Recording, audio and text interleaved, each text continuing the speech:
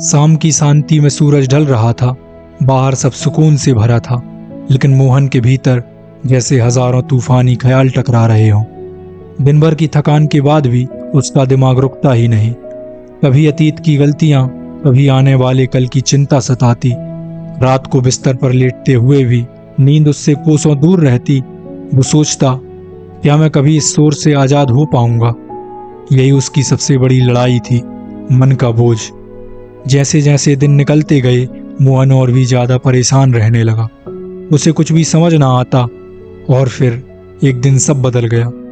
उस दिन मोहन ने एक बुद्धिमान व्यक्ति के बारे में सुना, जिनके बारे में लोग कहते थे उनके पास हर समस्या का समाधान है। उसी मुलाकात की तलाश में मोहन निकल पड़ा, एक सफर पर जो उसकी जिंदगी बदलने वाला था। दूसरे ही दिन मोहन उस व्यक्ति के पास पहुंच जाता है। खेतों से घिरा हुआ एक छोटा सा मकान था।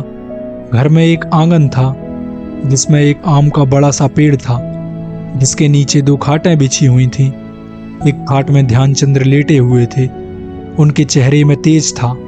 मोहन जैसे ही नजदीक पहुंचता है, वे उठकर बैठ जाते हैं और मोहन को खाट में बैठने को कहते हैं। मोहन के बैठते ही ध्यानचंद उससे बोलते हैं, क्या हुआ बेटे, तुम बहुत परेशान नजर आ रहे हो। मोहन बोलता है, आपने सही समझा, मैं बहुत परेशान हूँ। हर समय मेरे मन में न जाने कौन से विचार चलते रहते हैं, जिस वजह से मैं अपना कोई भी काम अच्छे से नहीं कर पाता। एक जगह मन लगा ही नहीं पाता। मेरा मन भटकता रहता है। मैं अपने मन को शांत करना चाहता हूँ, आप कोई उपाय बता दीजिए। ध्यानचंद्र मुस्कुराते हुए उठते हैं और बोलते हैं, मैं चाय बना कर लाता हूँ। चाय पीते पीते शायद समस्या का हल निकल आए। मोहन को कुछ समझ ना आया। उसने सोचा, चाय पीते पीते मन की समस्या कैसे हल हो सकती है। उसने सोचा, शायद वो गलत जगह आ गया है।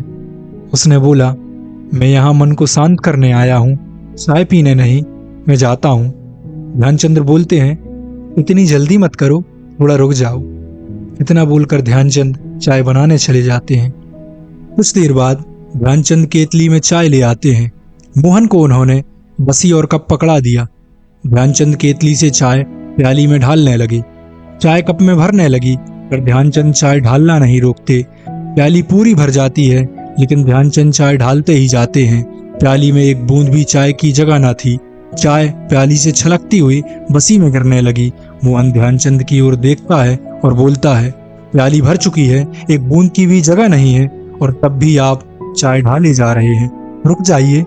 ध्यानचंद रुक जाते हैं और केतली नीचे रखते हुए बोलते हैं, बस यही, तुम्हें चाय का कप भरता हुआ दिखा, पूरा भर गया, छलकने लगा, ये भी दिखा, पर तुम्हें ये नजर नहीं आता कि तुम्हारा मन कितना भर चुका है, कैसे कैसे विचारों से भर चुका है। तुमने कभी अपने मन को नहीं देखा। तुमने मुझे प्याली में चाय ढालते देखा। तुम्हें पता था मैं अगर चाय ढालता ही जाता तो चाय तुम्हारे हाथों में गिरने लगती और तुम्हारा हाथ जल जाता, और तुमने ये कभी नहीं देखा कि तुम्हारा मन इन चीजों से भरता जा रहा है। अगर तुम अपने मन को देखते वह किन विचारों से भर रहा है तो तुम परेशान न होते। तुमने कभी उन विचारों पर ध्यान नहीं दिया और आज तुम इतने परेशान हो, इतने व्याकुल हो। मोहन को ध्यानचंद जी की बातें समझ आ रही थी। उसने आगे पूछा, लेकिन मैं अपने मन को शांत कैसे कर सकता हूँ, कैसे मैं अपने मन को खाली करूँ? ध्यानचंद्र ने कहा, मन को शांत करना बहुत ही कठिन है। मन को शांत करने के लिए पहले हमें मन को समझना होगा। ये जो मन को शांत करने का विचार तुम्हारे मन में आया है, ये भी तुम्हारे मन के द्वारा ही उत्पन्न किया हुआ है। तो तुम्हें अपने विचारों का अवलोकन करना होगा, अपने विचारों को समझना होगा। मैं तुमसे एक सूत्र कहता हूँ, वह सूत्र है वर्तमान में जीना। मुझे मालूम है वर्तमान में जीना असंभव सा लगता है, पर वर्तमान के सिवा कुछ भी सत्य नहीं है। सभी अपने अतीत के बारे में सोचकर परेशान हैं, परंतु अतीत में विचार करने का कोई लाभ नहीं है।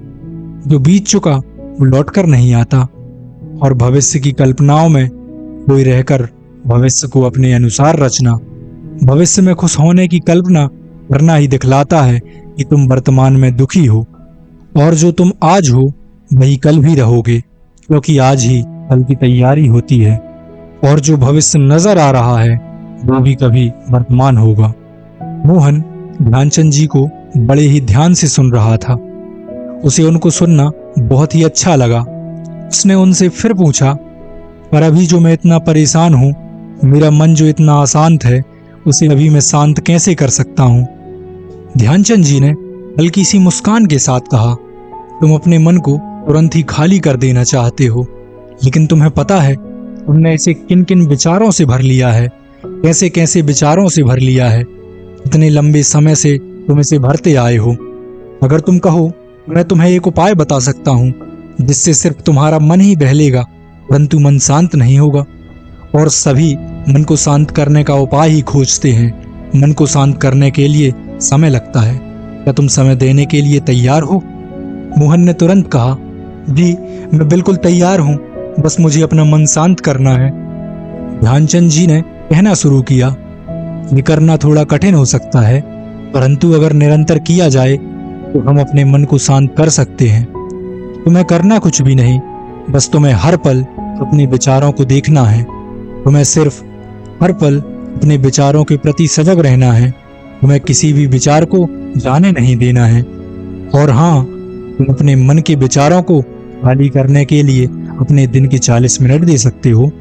तुम अपने घर में कहीं भी बैठ जाओ, आंखें बंद कर लो और सिर्फ अपने विचारों को देखो। हाँ, ध्यान लगाने का प्रयास मत करना, सिर्फ मन में आने वाले विचारों को बिना छेड़े ही देखना। न उनको तुम्हें रोकना है और ना ही हटाने का प्रयास करना है। तुम्हें हर एक विचार को ऐसे देखना है जैसे तुम रोड की साइड में बैठे हो और गाड़ियों को गुजरते हुए देख रहे हो। शुरुआत में तुम्हें ये असंभव प्रतीत होगा, परंतु कुछ ही दिनों में तुम्हारे विचार कम होने लगेंगे और एक दिन ऐसा आएगा जब तुम्हारे सामने विचार आने बंद हो जाएंगे। ये असंभव प्रतीत होगा करना, और तुम कर सकते हो। इसके सिवा मन को विचारों से मुक्त करने का कोई उपाय नहीं है। मोहन को ध्यानचंद जी की बातें सुनने के बाद बहुत ही अच्छा महसूस हो रहा था। उसे एक रास्ता मिल चुका था जिस पर चलना कठिन तो था, पर असंभव नहीं। कठिन रास्ते साहसी लोगों के लिए ही होते हैं। मोहन ध्यानचंद जी को धन्यवाद कहकर वहां से लौट आता है। मोहन हर रोज ध्यानचंद जी की बातों का अनुसरण करता। शुरुआती दिनों में उससे 2 से 3 मिनट तक बैठा नहीं जाता था। उसके दिमाग में विचारों का समुंदर आ जाता जिसे वो देख ही न पाता। परंतु कुछ दिनों के पश्चात वो 30 मिनट बैठने लगा और अपने विचारों को देखता। कुछ ही महीनों में उसका मन शांत होने लगा।